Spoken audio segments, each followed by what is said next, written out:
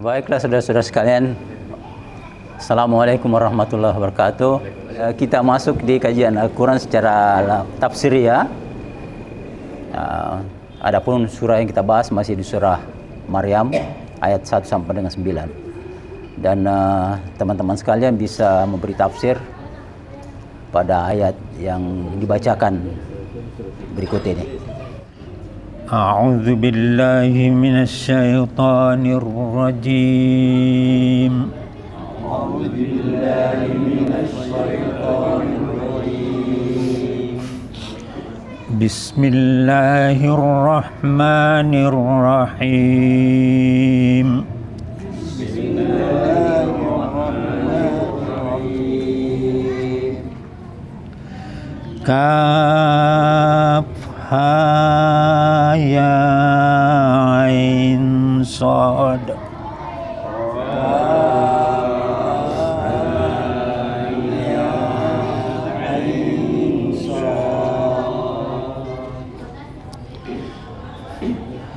Dzikru rahmati rabbika abdahu Zakaria.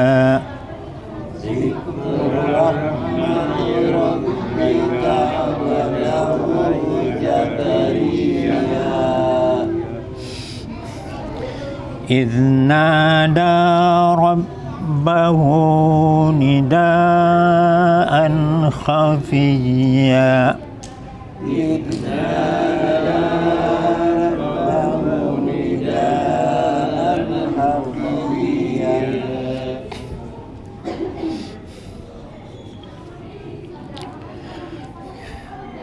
قال رب إني وهن العظم مني واستعال الرأس شيبا قال رب إني وهن العظم مني واستعال الرأس walam akum bidu'aika rabbi syaqiyya walam akum bidu'aika rabbi syaqiyya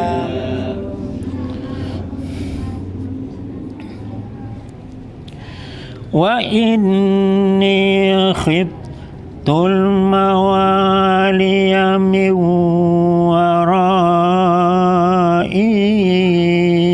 وكانت امرأتي عاقرا وإني خفت الموالي من ورائي وكانت امرأتي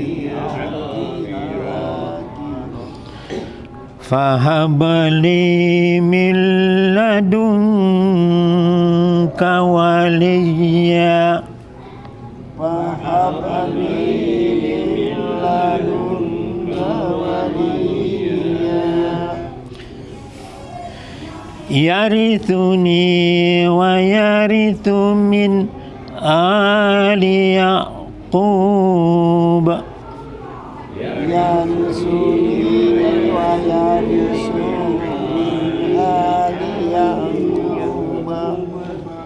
waj'alhu rabbi radiya waj'alhu rabbi radiya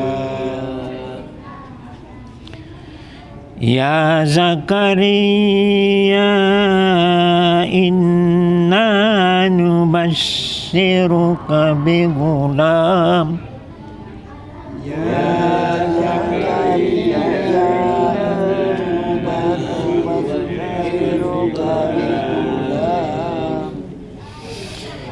inna nubashshiruka bi ghulamin ismuhu Yahya lam naj'al lahu نبشرك بغلام اسمه يحيى لم نجعل له من قبل سميا لم نجعل له من قبل سميا قال رب أنى يكون لي غلام قال رب أنى يكون لي غلام وكانت امرأتي عاقرا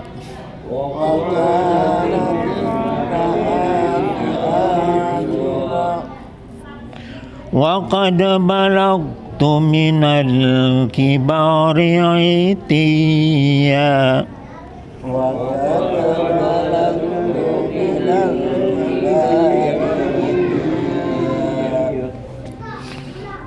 قال كذلك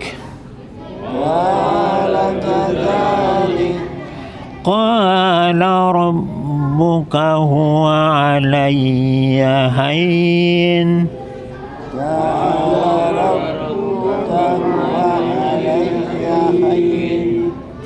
وقد خلقتك من قبل ولم تك شيئا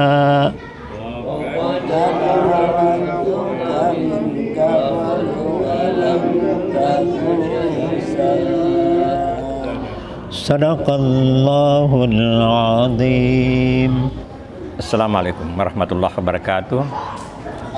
Kita melangkah kepada kajian tafsiriyah. Jadi di sini banyak sekali hikmah yang kita bisa dapatkan, bahwa seorang nabi yang berdoa sampai dia tua mengharapkan turunan, dan itu tidak pernah dia putus asa, tidak pernah dia kecewa berdoa. Jadi satu penggambaran bagi kita pun kalau berdoa ya jangan ingin cepat.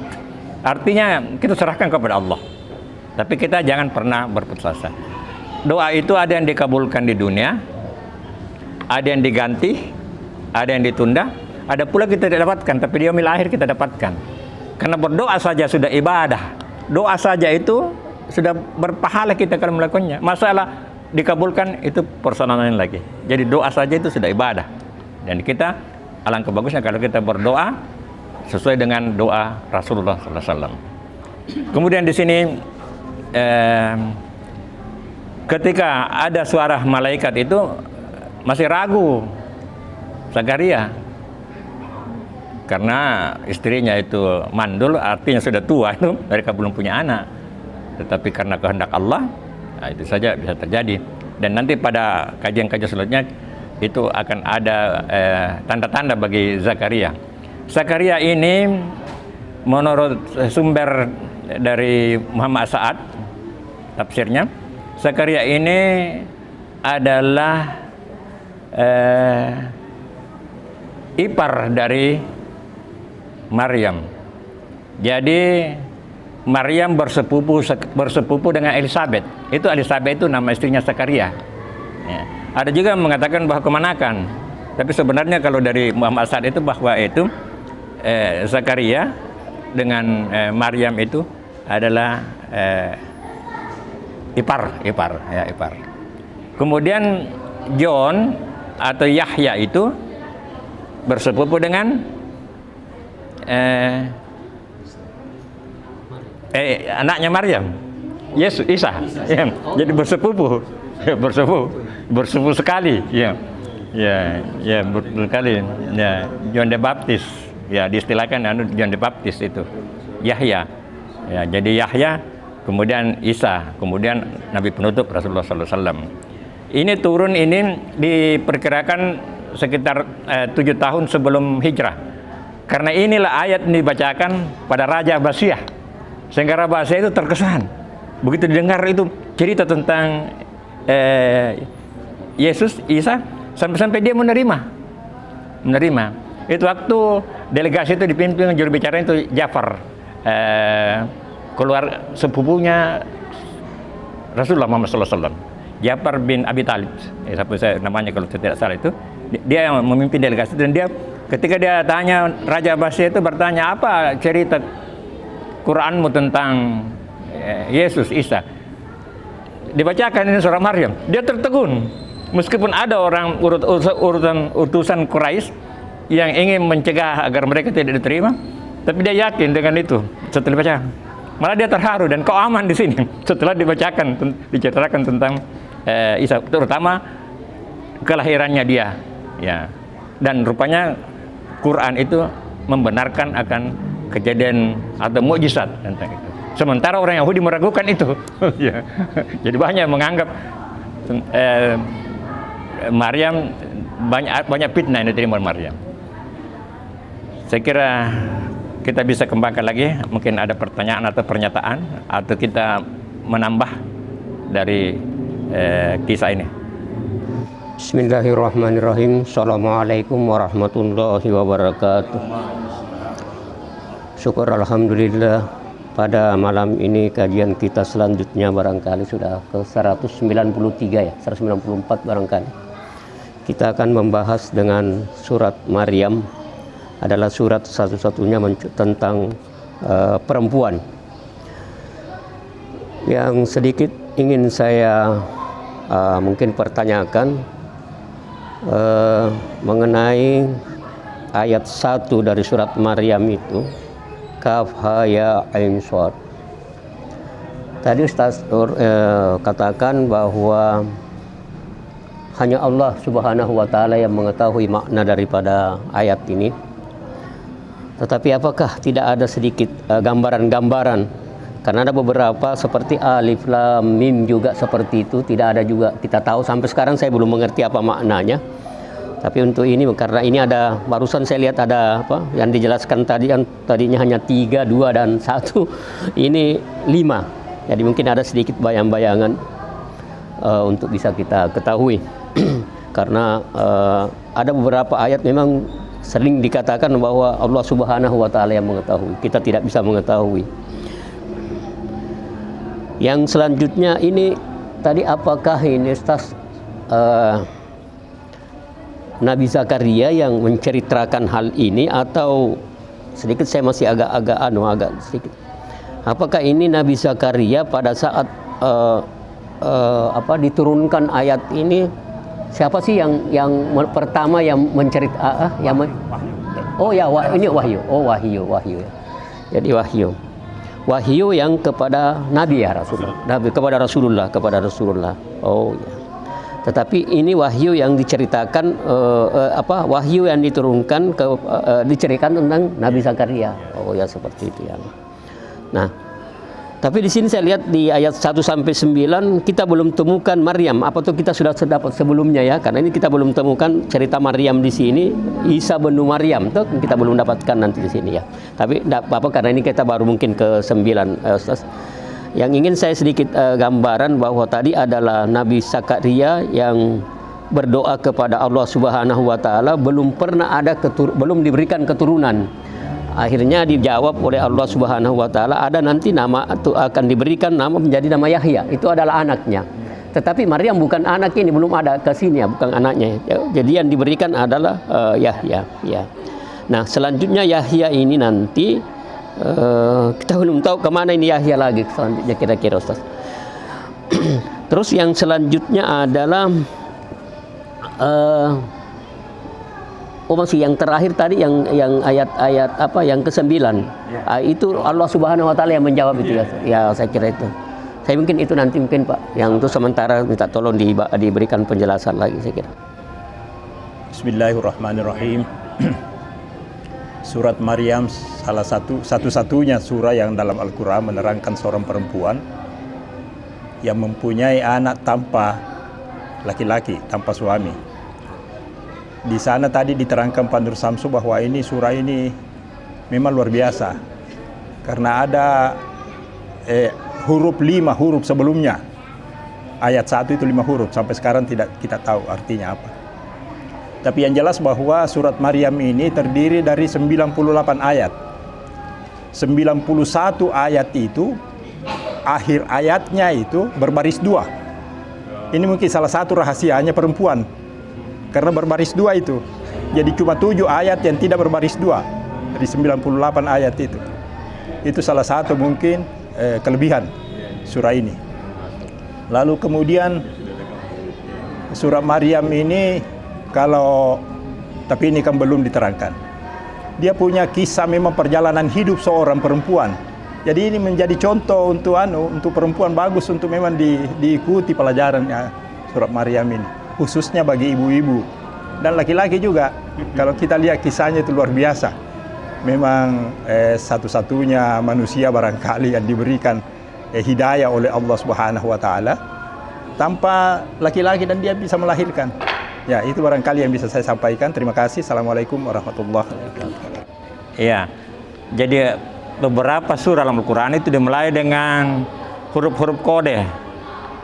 Pak Mail pernah mengatakan bahwa kalau dia mulai dengan itu, maka ayat berikutnya itu adalah tentang Quran sendiri dan kekuasaan Allah. Nah, itu yang selalu begitu. Nah, ini saya mulai dari Alif Lam Mim dulu ya. Sampai sekarang kan masih secara hakiki hanya Allah yang tahu. Tetapi sudah ada beberapa pendekatan, hanya belum disepakati. Jadi Alif Lam Mim, alif itu sebagai simbolis nama Allah, tidak pernah mati. Alif. Kalau lam adalah huruf tertinggi lurus dalam Al-Quran, itulah Jibril. Itu ada yang mengatakan begitu. Sedangkan mim itu Muhammad. Jadi dari Allah melalui Jibril kepada Muhammad. Memang belum disepakati, tapi itu tidak ada yang bisa bantah. Kebenaran dari Allah kepada Jibril. Kenapa mulai dengan alif, awal kata Allah? Kenapa Jibril akhir? Karena dia penghubung. Makanya akhirnya yang diambil sampai mim kepada Muhammad. Bukan huruf awalnya Jibril, tapi huruf akhirnya. Karena dia penyampai sampai kepada M. Siapa itu M? Muhammad, berasal dari kita. Jadi dari Allah melalui Jibril kepada Muhammad. Itu salah satu pendekatan meskipun belum disepakati. Yang kedua, alif Allah itu, lam itu di lauhun mahfuz. Lam, lauhun mahfuz. Dan M itu adalah Muhammad. Artinya Quran dari Allah turunkan kepada lauhun mahfuz, dan kemudian selanjutnya barulah Jibril menyampaikan kepada Muhammad. Nah itu. Nah ini juga begitu.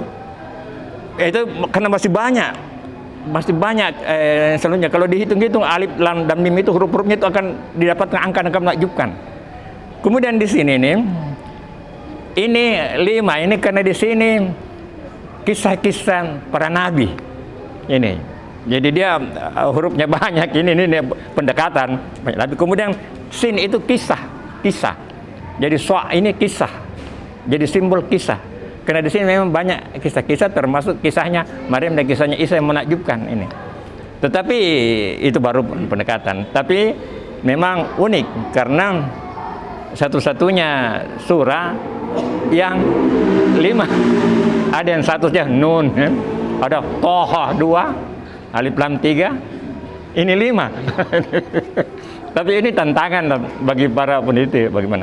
Kemudian mengenai hubungannya Zakaria dengan Maryam.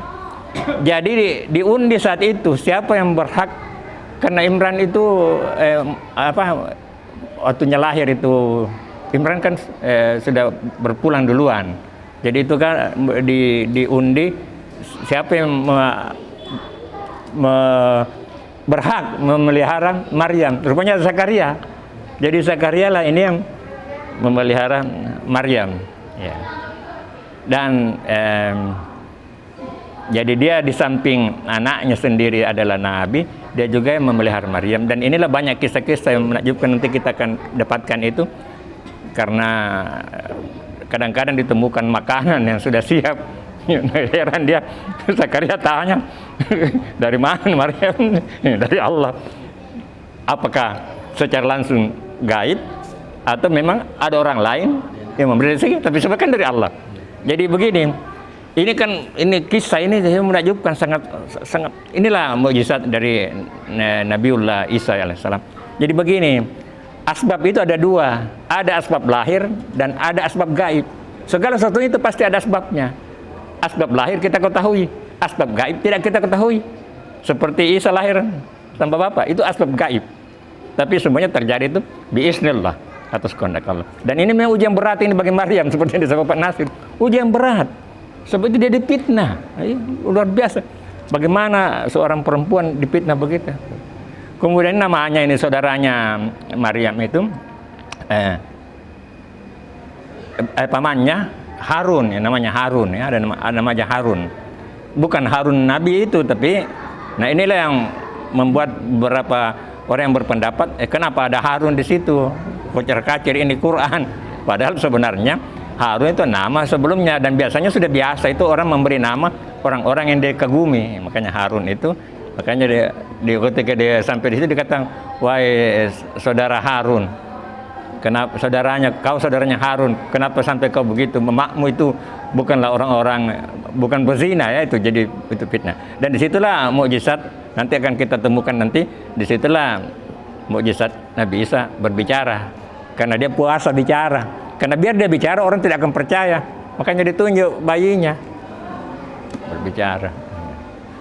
berbicara untuk membuktikan bahwa memang dia rasul memang. Jadi itu nanti akan banyak lagi kisah-kisahnya.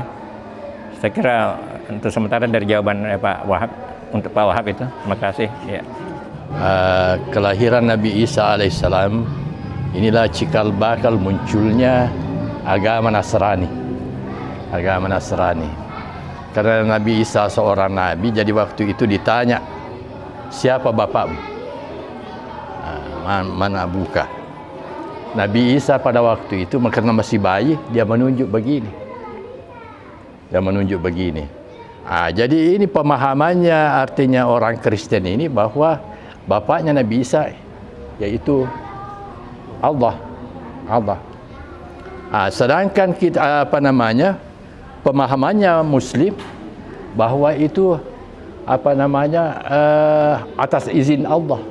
Karena ini kembali kepada konsepsi ketuhanan. Qul huwallahu ahad.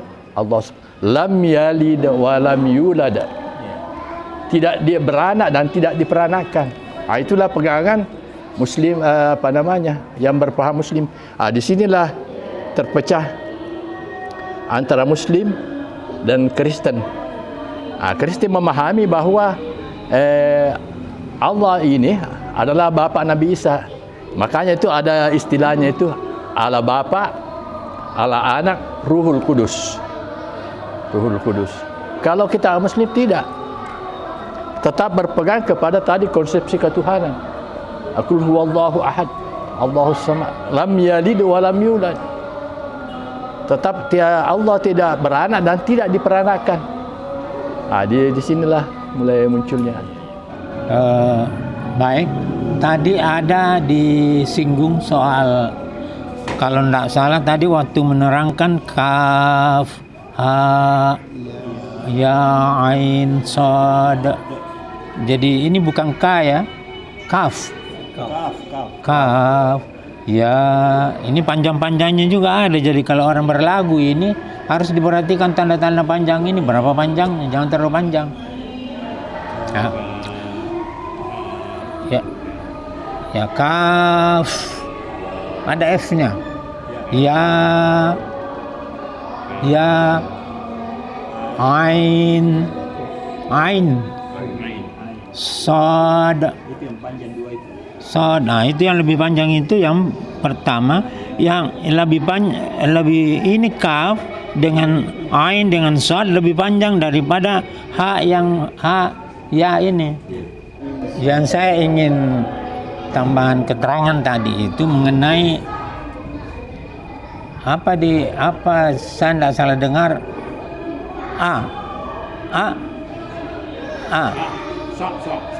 sod.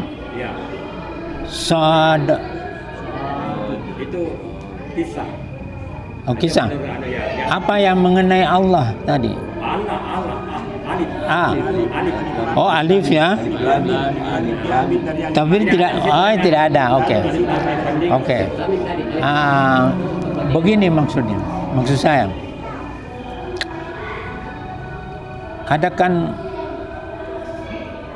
ini mungkin nyangkut tarekat ini. bahwa